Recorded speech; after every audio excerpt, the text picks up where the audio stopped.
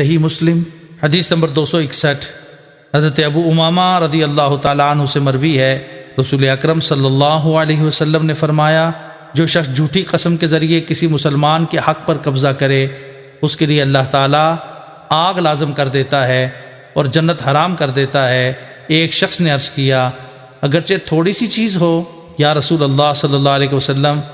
آپ نے فرمایا، اگرچہ پیڑ کی ایک شاخ ہو۔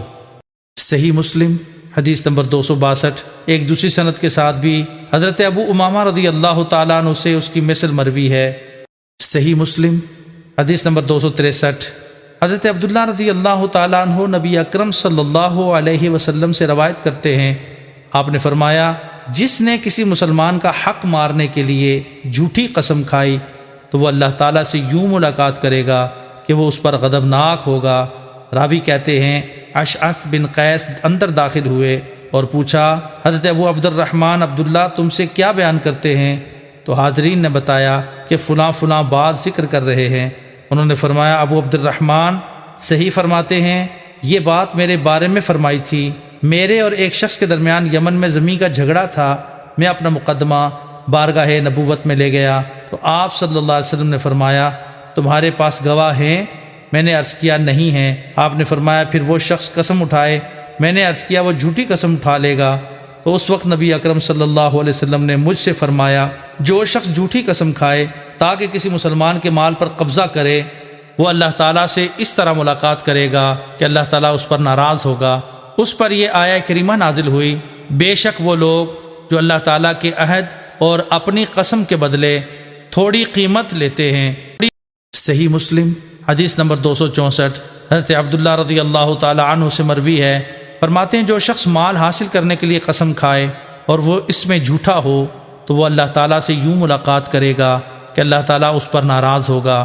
پھر گزشتہ حدیث کی طرح ذکر کیا، البتہ انہوں نے یوں فرمایا کہ میرے اور ایک دوسرے شخص کے درمیان ایک کنویں کے بارے میں جھگڑا تھا، تو ہم دونوں نے نبی کریم صلی اللہ علیہ وسلم کی خدمت میں مقدمہ پیش کیا تو آپ صلی اللہ علیہ وسلم نے فرمایا، تم 2 گواہ پیش کرو یا وہ قسم کھائے۔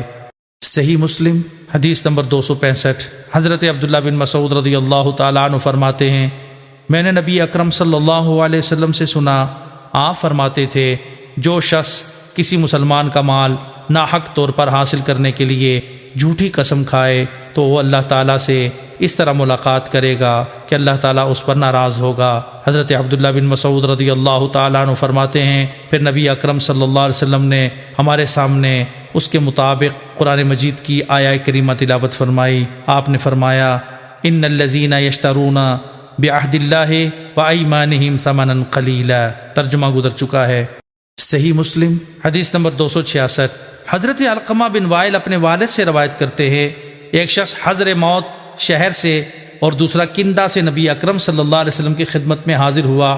حضرمی نے کہا، یا رسول اللہ، اس شخص نے جو میرے باپ کی زمین پر قبضہ کر لیا۔ کندہ نے کہا، یہ میری زمین ہے، میرے قبضے میں ہے اور میں اس میں کھیتی باڑی کرتا ہوں اور اس میں اس شخص کا کوئی حق نہیں ہے۔ نبی اکرم صلی اللہ علیہ وسلم نے حضرمی سے پوچھا، تو گواہی پیش کر سکتا ہے؟ عرض کیا، نہیں۔ آپ نے فرمایا، پھر تمہیں اس کی قسم پر اعتماد کرنا ہوگا۔ اس نے عرض کیا، یا رسول اللہ صلی اللہ علیہ وسلم، یہ فاجر شخص ہے، اسے کوئی پرواہ نہیں کہ وہ کس بات پر قسم اٹھا رہا ہے اور یہ کسی بات سے اجتناب نہیں کرتا۔ آپ نے فرمایا، تیرے لیے یہی ہے۔